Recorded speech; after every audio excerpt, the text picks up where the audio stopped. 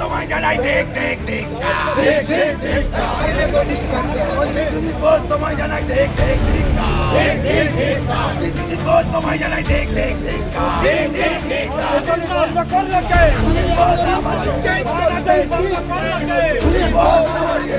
মানুষ চাইছে যে পশ্চিমবঙ্গের সার্বিক উন্নয়ন, আজকে স্বাস্থ্যের বেহাল অবস্থা, আজকে স্বাস্থ্য কর্মসংস্থানের বেহাল অবস্থা, শিক্ষার বেহাল অবস্থা, রাস্তা আজকে যে মমতা ব্যানার্জি পদশ্রী বলছে সেই পদশ্রী আজকে হতশ্রী সাধারণ মানুষ যেভাবে আজকে প্রভাবিত হচ্ছে।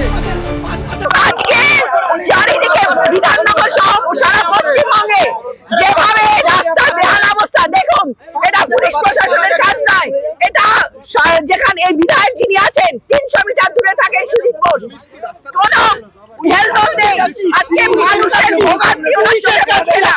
এই ভুতুড়ে ভোটার, রোহিঙ্গা ভোটারের ভোট দিয়ে উনি এসছেন পাওয়ারে, কিন্তু দেখুন আজকে আমরা কলা গাছ পুঁতছি কেন? আগামী দিনে গোটা পশ্চিমবঙ্গ এই জলা জমিতে আর মানে রাস্তা খোদায় বিভিন্ন দিকে গাছ পুঁতে সাঁতার কেটে আমরা প্রতিবাদ জানাচ্ছি, যাতে আগামী দিন নজরে পড়ে। আমার নাম মলি পাল।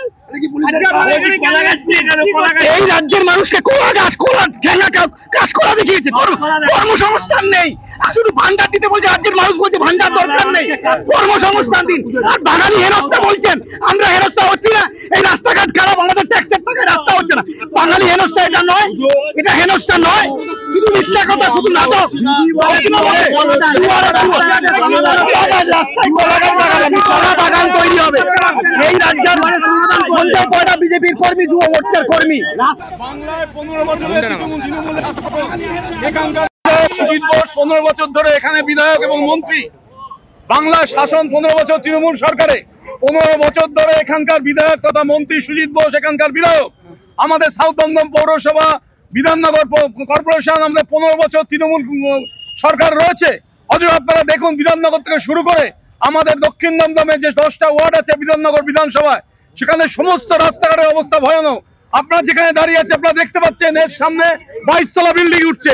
একটা পাড়ার মধ্যে 22 তলা বিল্ডিং উঠছে।